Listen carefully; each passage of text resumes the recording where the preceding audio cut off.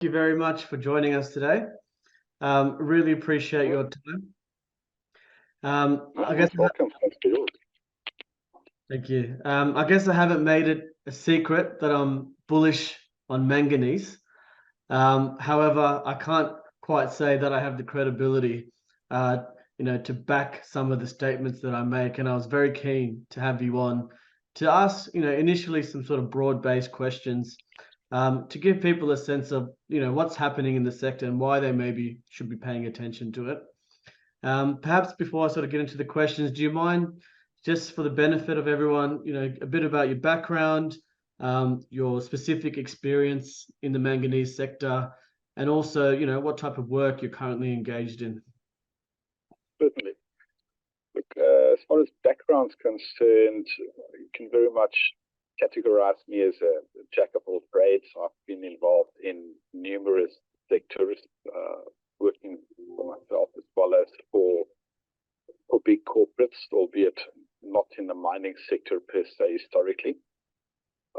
With the advent of the electrical vehicle revolution, what I have found though is that there are not many experts in the market. There's a lot of experience with regards to mining and mechanical processing, but an absolute lack of experts and even processing companies that have either the knowledge or the experience in processing manganese, specifically for the electrical vehicle battery market. And I just want to make a very distinct differentiation between battery grade, as people would typically know it, which would refer to the battery grade that standard that has been used for primary batteries. In other words, your non-rechargeable batteries, typically your zinc-based and your alkaline batteries, like the normal pen lights that we use in our electronic devices and electrical devices. That's the traditional battery grade. Now, the electrical vehicle market has a completely different set of criteria and standards. And to adhere to those standards, there is not many companies that have the experience and knowledge to do the processing. And obviously, you don't study this at university outside China anyway. Okay, so you have obviously sort of focused on the, I guess, demand that's coming from electric vehicle in your initial response. But can you tell, like, my sort of perception is that people think the manganese market is oversupplied. And I think that's tied to its traditional use, which is, its demand and application in steel. I'm interested, that sort of broad-based statement. Do you share that sentiment? Like, is manganese an oversupplied market? And can you explain that in the context of the electric vehicle sort of thematic that you explained just then as well? In general, there is a lot of manganese globally. No doubt about it. It's a fairly common, very highly traded commodity. Almost on par with copper. You're looking in the excess of 24 million tons metal content annually that gets traded. That will exclude locally produced and used products, i.e. China as well as India are the sort of the biggest processing, mainly for steel usage. So there's a huge demand as well as supply. And the biggest problem comes in that due to the cost of energy, that could be fossil fuels and or electricity, depending on the type of plant that will be doing the processing, mechanical processing of manganese. The high-grade manganese is definitely not in oversupply. And this will reflect whenever the economies are up, your difference between your, let's say, medium grade, which will be your mid-30s to high 30% manganese content, and moving up to your 45% manganese content, there's a huge price difference, almost double the price for an additional 7 to 8%. So whenever the markets are sort of up and there's the steel industry specifically and the other specialty alloys are running well. There's a huge price difference for them moving up to the higher manganese content natural ore. So whether there's enough, when there's not a high demand, there's definitely enough. When there's a huge demand, there's not enough. That should reflect in market prices. So that's just the steel sector. Yeah. Moving over to the energy storage sector, i.e. your lithium-ion batteries, one example. There's definitely not enough manganese processed specifically for the EV sector. And a key example I can use for that is, even though that the markets are down and 90% of gigafactories for the EV sector still have people, China's already exporting manganese for the EV battery sector. Why would they export products for the battery sector, EV battery sector, if there's enough supply in the West? And the West, I would say that includes Australia for that matter, but that's mostly Europe and the US. They're already exporting. Why is that? There's no supply of their significance in the West, EU, US, not including the UK because they have no processing there. So, and considering the fact that China, the specific processing required for the EV battery sector, China's got 93% market share. There's only 2 companies currently producing your processed manganese chemicals, if I can call it that. And at the moment, it's manganese sulfate. There's only 2 companies outside of China that have any processing going on. So there's already a deficit, in my opinion. And with the expected increase in the total quantity of gigafactories that will be built in EU and US, let's call it the West going forward, there is predicted to be a undersupply by 2031 of close to 1 million tons of processed manganese. That's the prediction based on current battery technology. There's the expectation that manganese will feature a lot more. The market info that's publicly available and commercially via subscription based the future demand on your NMC technology, which is nickel, manganese, cobalt, of which the manganese component is only 10%. So that's what they base the future predictions on. Now, there are many companies that are trying to minimize the usage of cobalt by replacing it with manganese, mainly as a safety factor, and also a supply issues because most of the cobalt comes from the DRC, and it's political how it's mined. So the future or the predictions as far as the manganese demand is concerned, let's say for the rest of this decade, is based on a very low manganese usage. Now, if you look at statements and commitments made by companies like Tesla, the VW, and Stellantis, to name drop a couple of OEMs, they are definitely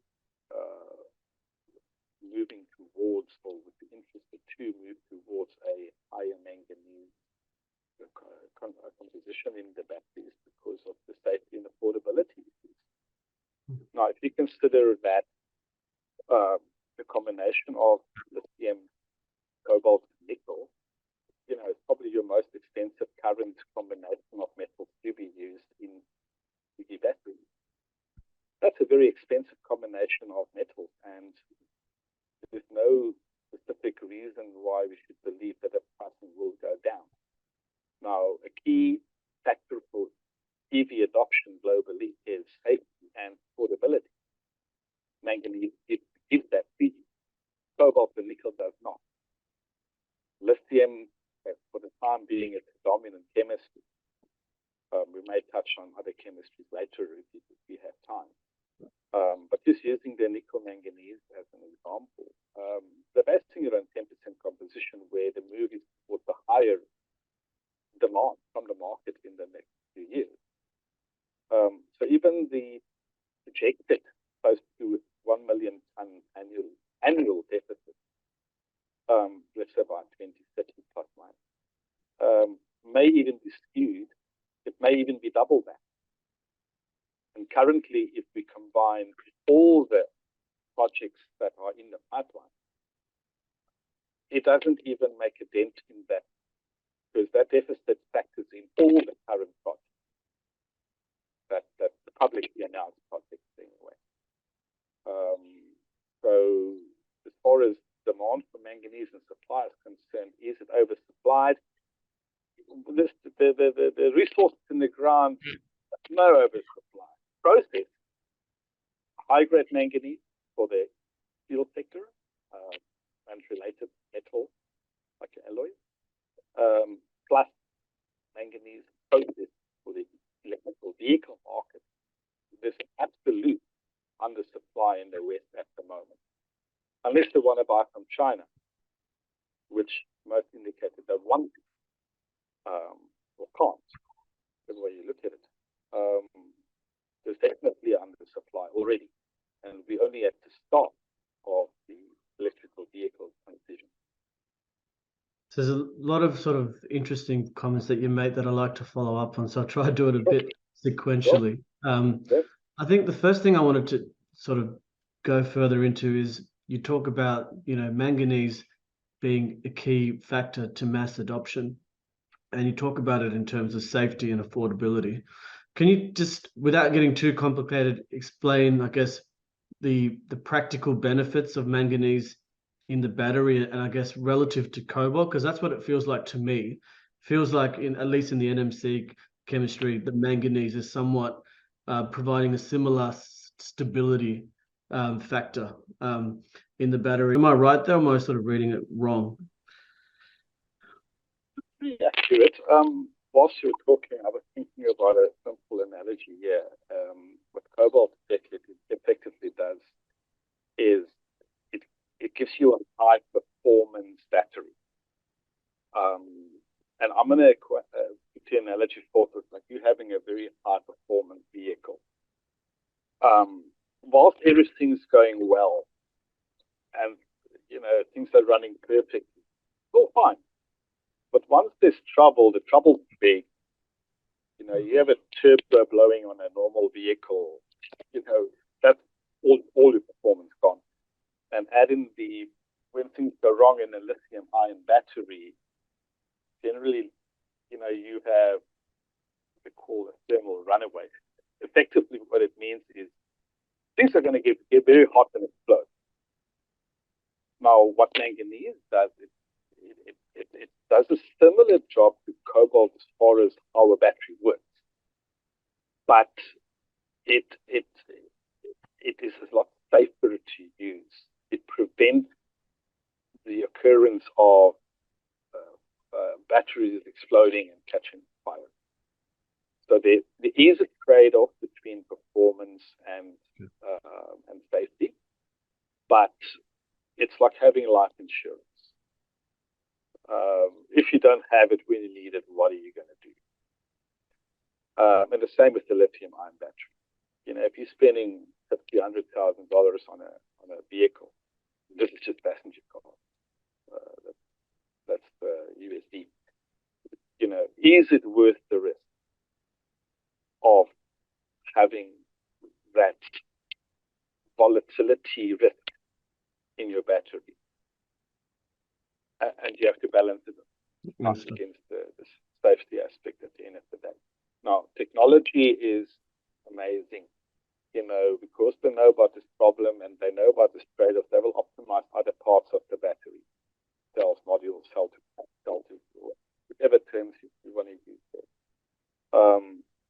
And they will make up for it. That's how technology works. If there's a problem, they fix it or they avoid it. So and also if you look at the battery parts that are coming out, where you have to stipulate the origins and the whole supply chain fingerprint, if I can call it that. There's a huge sort of perception that anything coming from the Congo, DRC, won't be good. For whatever reasons, whether it's child labor or whichever other unacceptable human rights infringement we talk about. And I think once that's going to become apparent there, listen here, your battery has got cobalt in from the DRC. Are you happy with that? Yeah. Especially your Gen Z, I think will have an issue with that a lot of the time. So that transparency, is kind of possibly influence buyers, the buying patterns in the future. Imagine that could have all Apple machines. Then what about supply risk then? You talk about DRC and I guess the negative connotations of ESG, but the manganese supply chain in itself, where the raw materials are coming from, my view is that it's highly concentrated, particularly in South Africa. What do you mean? No, I disagree from you there. I disagree from you there. If you look at there are so many countries that are now joining the party that weren't traditionally part of the party. And also, talking about South Africa, where I'm from, so I've got a pretty good understanding of what the supply situation from South Africa is all about. The biggest factor that influences the production of manganese in South Africa and the exports thereof is to rail infrastructure. None of the mines are close to port. You're looking on average 1,000 kilometers to get a product to port. South Africa supplied a pretty low grade, the lowest grade on the international markets that are indexed. Typically a 37, as low as a 32 with a high iron content, that's mainly going to India. So the cost factor of their freight port is critical. Traditionally, they had sufficient rail transportation. At the moment, the rail infrastructure is literally falling apart, sabotage, stolen infrastructure, etc. But South Africa to ramp up or even to maintain their current production levels, it's a high risk, unpredictable situation. Mm-hmm. So the steel demand will increase because there's more people on Earth. It may have a bit of a down slope, lowest side of the curve right now, but it will increase eventually. It has. Whether South African can ramp up supply, that's doubtful. But even decrease, two of the biggest manganese producers in South Africa, now we're talking many millions of tons annually, that they have slashed their production by 50% because there's not enough rail transport, and doing it by truck is not economically viable with the cost of fuel and the fact that the road freight is more expensive. So what that means is that other players are filling the gap of South Africa's inability as traditionally the biggest supplier of manganese volume-wise, to maintain their position of supplying up to 40% of global manganese. Now, what's happening is that a lot of the smaller supplying countries are exporting now. Like Brazil is supplying to India, and obviously China as well, and that's increased dramatically over the last year or so. And other countries like African countries on the side also starting now, and there's a lot of other countries that are joining the party. Not big, not like they're going to do 10 million tons per annum. So I think it is a lot more of a diversification of supply as far as manganese is concerned, because it's become the supply from South Africa, when it's going well, it's huge volumes available. Look, it's billions, but it's getting it port within a certain amount of time. That's the problem. If the steel demand is going to maintain its predicted CAGR, compound annual growth rate, until 2030 is about, well, let's say 3%. South Africa will need to produce millions of tons extra. I'm talking millions of tons in total volume, not metal content, to make up the steel demand. I don't think they can do it. And this is based on me having lived there most of my life, having an intrinsic understanding of the political situation there, the electricity situation there, which is also a problem, huge problem. And consequently, the rail infrastructure that's falling apart, and there's no money being allocated to fix that. It's not going to get better, it's going to get worse. But that will affect global manganese supply. Right.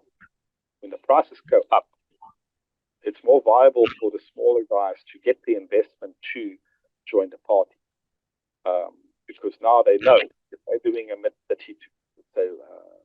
to a higher 30% manganese content, that there will be a market for it. China will buy it. And I'm going to harp on China because they import 70% of the world's manganese. So India's got, I think, up to 10%. So between the two of them, it's 80% of the world's manganese from the import perspective. And I don't see Europe or the US becoming major players both at all. So I think the concentration is definitely changing as far as the root source of the resource manganese ore. So, in terms of some of, the players that are coming in to fill those gaps and I guess diversify that supply, Australia is a relevant market to me, and there are a few up and coming companies. And what I'm noticing, and it's not just in manganese, it's across, the battery metals complex, is companies trying to go further downstream. So rather than just stick to mining, they're obviously moving to processing. And as we've discussed, that's where you see the supply crunch coming. Is there any insights that you can give us to help us assess, the credibility of these companies, and to understand, if their deposits are amenable for what they're actually trying to achieve, what milestones they need to be hitting, because only, as you say, it's really only China that's doing it at the moment. So how can investors get certainty or confidence around some of these up and coming players and their development plans?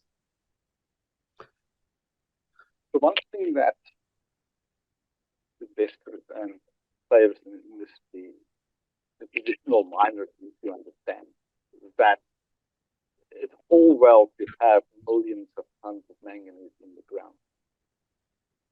But for the EV battery industry, that means nothing. Can you process that up to the EV battery standard? So you don't need 10 or 100 million tons in a deposit. You're only going to supply 50, 60,000 tons if you're a big player on an annual basis of manganese sulfate, which is the preferred manganese compound at the moment. So if you want to run this for 15 years, what do you need? 1 million tons. Yet the whole process focus is on mining, resource, dorm, specification, permitting, and all of that. Whereas, shouldn't you be allocating 90% of your time and capex towards process? And also get your product out there. Don't spend, in my opinion, 5 to 10 years securing your resource. You might miss the boat. By the time you eventually, get to where you want to be, maybe the technology has changed, which it will change, but maybe with the product you intend making, in this case, manganese sulfate, might not be relevant by 2035 or even by 2030. Not manganese won't be relevant, which I believe it absolutely will. Affordability and safety will guarantee that. But are you going to produce the right product by the time you eventually have jumped through the red tape and all the bureaucracy and Okay, now you've got your 100 million tons you can mine it now. By the time you eventually get a product in front of a potential customer, you must consider that, once you've got the mining, you're mining the manganese, and now you've got it underground. Okay, so you've got feedstock. You just moved it above ground. Now you're going to spend 5 to 10 years to get to that stage. Now it's above ground. So now you have to process it. So you have to do your lab work. You have to do your proof of concept. The method you want to process it to works. Then you've got to set up a pilot plant. Then you have to send samples for approval. It can take up to from 18 to 24 months. So now we're sitting on about 3 years already from lab work, pilot plant, getting the samples out. Let's say 3 years, which may be a lot longer. Then you have to, obviously, now you need offtake agreements and commitments before you push the big capex, and you set up your production plant, which you will only do at a small scale anyway to start. Then you have to fine tune it, optimize it. Let's give it another year or two for that. Then you will need to prove to the offtaker, okay, fine, that you can consistently produce the specification that they need. From your pilot plant, now you've got your full plant. Can you still do that? So now you're sitting on a 3 to 5 year period before you can actually say, fine, now we can ramp up production and we can supply one of the big OEMs or battery manufacturers like the Panasonic, LG, etc. With the manganese product. So I think that the risk is to still be relevant by the time you actually get to producing consistent EV battery grade product. So what I've seen in the marketplace is they spend 90% of the time and effort on securing the resource. By the time they get to producing a product, then you have to add another 3 to 5 years before they can be in full production for the EV sector.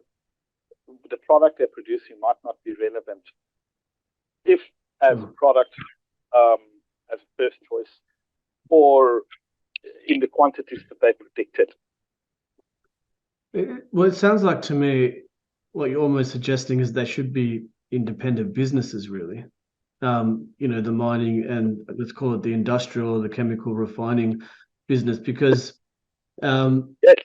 you develop the resource, you spend 10 years and you get to mining. I mean, we talked about steel demand, that's still going to grow. So that resource, whether it gets directed into an EV supply chain or a steel supply chain, is probably still going to be relevant.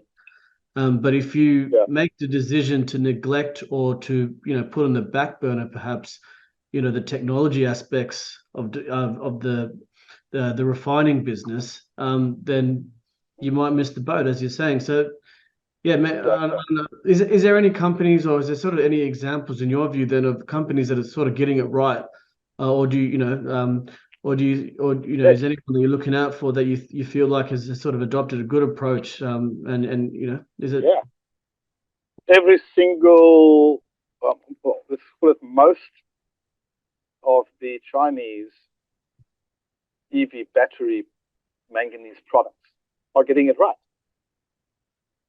So however many companies there are in China producing manganese products for the EV sector are getting it right. So all of them, yes, because they don't tie their supply to a mine.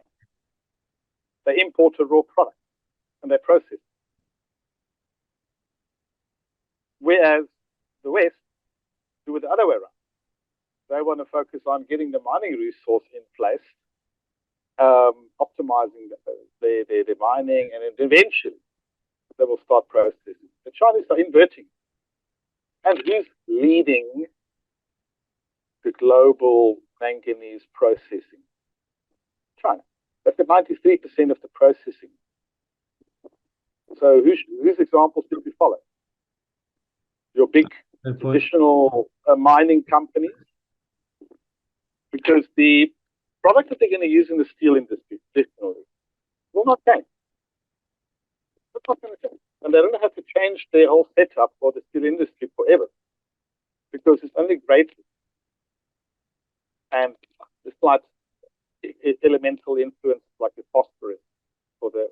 But once you've got that right, you can supply until your end of life for your mine forever. You can supply that. That's not going to change. The EV market is completely different.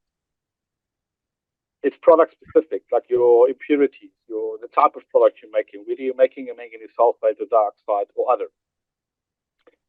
That is very specific. So you don't have the luxury of time where you can fiddle around and do 5 rounds of fundraising over the next 5 years to eventually get to market. Your product may not be relevant, which will be proven with the other manganese technologies in your alternatives to the NMC, like your LMFP, where they don't use manganese sulfate.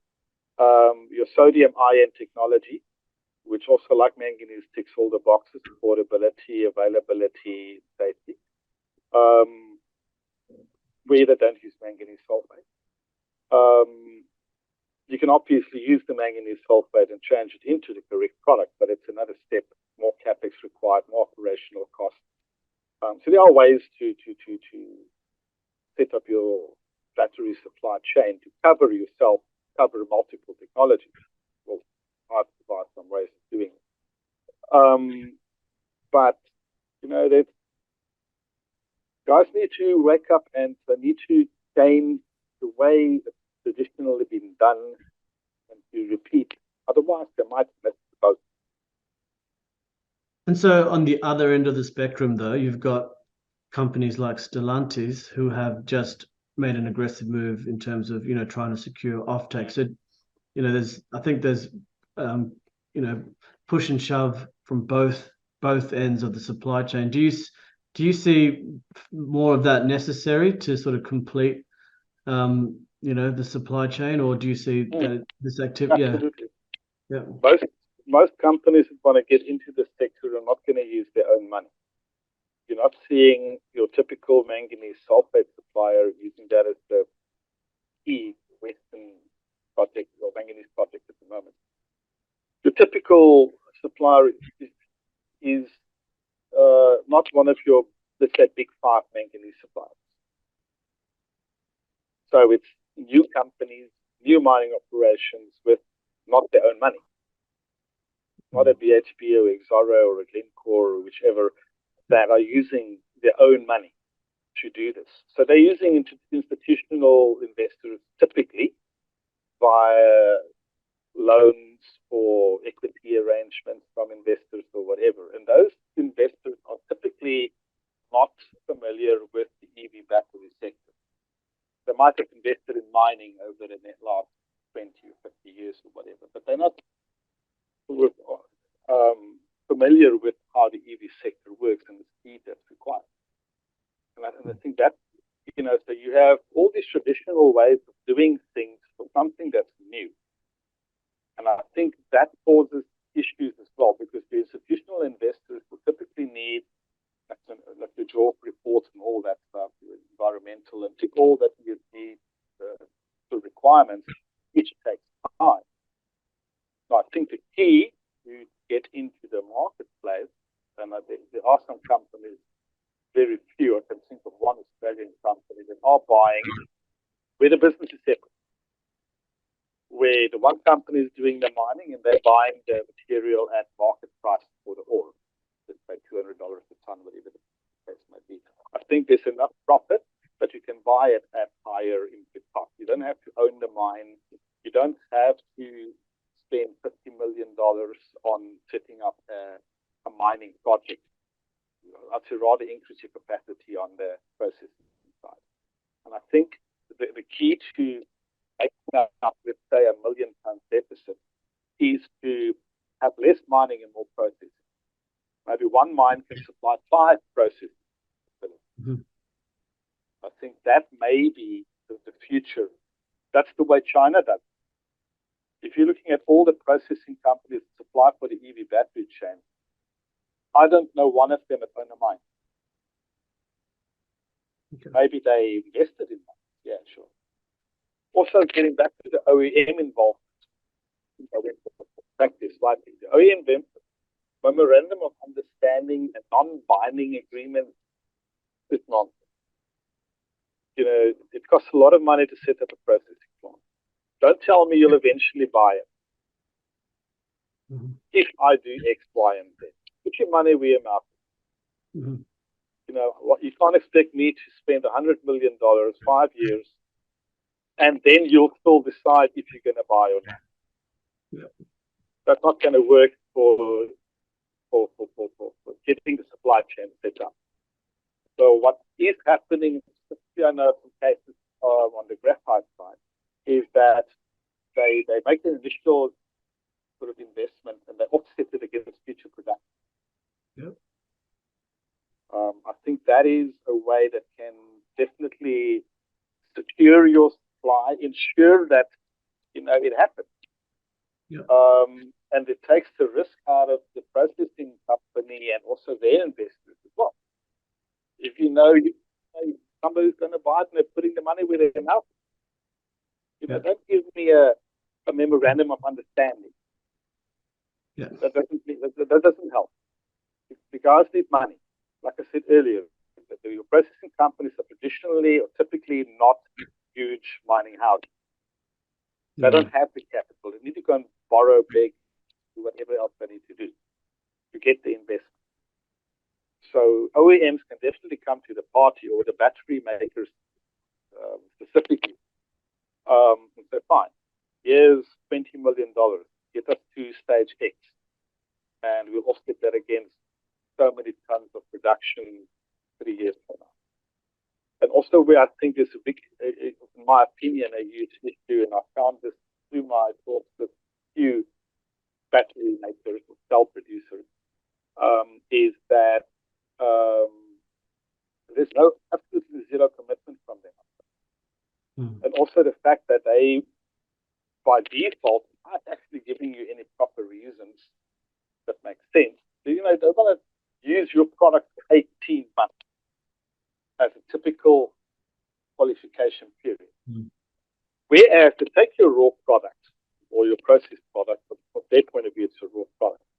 And let's say in the NMC case, now you'll mix at least 3 different stocks from different suppliers. You'll have your manganese sulfate, your nickel sulfate, and your cobalt sulfate.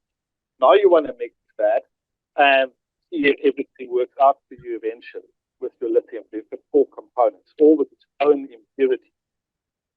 And now you want to sit with my product for the next 18 months and see if everything works out for you and you get your offtake agreements from the cell manufacturers or the battery manufacturers. What does I do in the interim? That money is not free. Somebody's put down, let's say, just using a number of $50 million for me to set up a plant to produce those samples for you. Even say $1 million, it doesn't matter the number. So now I need to wait 18 months for you to give me an order. Yeah, there's not enough certainty in that process to encourage investors and investment. And it's too long. very interesting. So and this is now where put money down. If you put half the money, let's say it's a case scenario, you put half the money for us setting up a production facility, a processing facility. You put half the money down, I say, fine, I'll wait for you. Because I know, you have to buy it. If the product's up to scratch, fine, we'll get it up to scratch. We'll get it to the Bekker with obviously your guidance. Because now, you invest. Well, that's a really important. Not getting your money back. So let's make it work. It's not just a financial investment, right? It's a technical investment, collaboration that's required as well. Yeah. And so putting your money in. If you want to be. Yeah. All right. Look, we're getting sort of closer towards the end. I'd love to keep talking, so maybe we can sort of follow up later down the track. But I just want to finish with a couple more general questions. Just 2023. Yeah. What do what are you looking out for in the manganese market? What do you see that might be, points of interest that could, tip the scale for manganese? Well, for me, it would be interesting to actually see the realization of a few gigafactories that will be using manganese, and to see, about their teething problems, and how that will affect, the demand. I would be interested to see what's happening in China, most definitely. They're operating at about 50% capacity for their manganese sulfate production. I want to see what happens when they double their EV vehicle sales this year, which is expected for them to double their sales again. I would also be very interested to see what's happening in India, the dark horse. Nobody gives them the time of day with the EV sector. I think that their 2-3-wheeler passenger market is going to be huge once they get it right. Once they get to the right pack size, the right, range, they get that mix correct. Although the media and your market intelligence is dominated by mostly the US and the EU, but I think it's going to take a decade for them to maybe get to 50% of the global market share anyway. Yeah. China and India as a combination will dominate that for the next decade, in my opinion. But none of your big companies that provide market intelligence focuses on Asia. It's just, they are so tunnel visioned and narrow-minded, in my opinion, that, whatever happens in the US, that's the whole world. So, yeah, I'm more interested to see what's happening in India and China specifically, and also Southeast Asia, where there's a lot of people living there. Then the biggest thing that I'm curious about to follow is what's going to happen once China launches the sodium ion technology. I think that's going to be much bigger than most people think. It's a game changer. You've got 2 or 3 really big companies like CATL that are third of the world's market share on EV batteries. Once they launch something, it's going to be big. It's interesting. I think interesting, and also I think for the 2-3-wheelers and your smaller passenger cars, which I think if you look at the typical buyer of electrical vehicles, volume-wise, will be urban, somebody living in the city. Focusing all the technology on range, I think that's going to be cut short in the near future. It's going to be about speed of charging, cost of product. If you can get EVs down to under 10K USD, even down to 6, possibly for your smaller cars in India and China, even, it'll be tipping point. If you get to the average Joe to buy a EV, electrical vehicle, whether it's 2, 3, or 4-wheeler, doesn't matter. And I think, mass media and your big market intelligence organizations and information providers are missing the boat. But they'll just do what they always do anyway. So they'll just adjust the figures and play catch up. But all their predictions will be completely wrong, in my opinion. I'm not going to name drop, but we know who the big guys are that's promoting updates and predictions up until 2050. You can't predict what battery chemistry we'll be using in 2 years. Yet these guys make predictions for 2050. I just laughed at it. And I told him on LinkedIn, I had nothing to do. I'm very realistic, and I look at things from a completely different point of view than the guys that are, too involved. So yeah, the sodium ion technology, which uses manganese, can use manganese. I think that's going to be a game changer. Your LMFP and other no cobalt, no lithium technologies, I believe, that will start showing themselves now. In the EU as well as the US, everybody's keeping their cards very close to their chest because they are so fearful that people will copy them. But I think once the alternatives to the cobalt and also the nickel, because the pricing is going quite high, and I want to see, what happens when China steel industry kicks off again with the nickel demand and pricing. I think that's going to have a huge effect. All of that affects the manganese production and processing at the end of the day. I only talk about technology that involves manganese. So I think the big one for 2023 is the advantage. 2023, 2024 was the sodium ion. That's the one I'm most excited about. There will be another 10, 15, 20 different smaller combinations of technology, but it will end up being the same as your primary batteries, your normal pen lights, things that we're familiar with since we were born.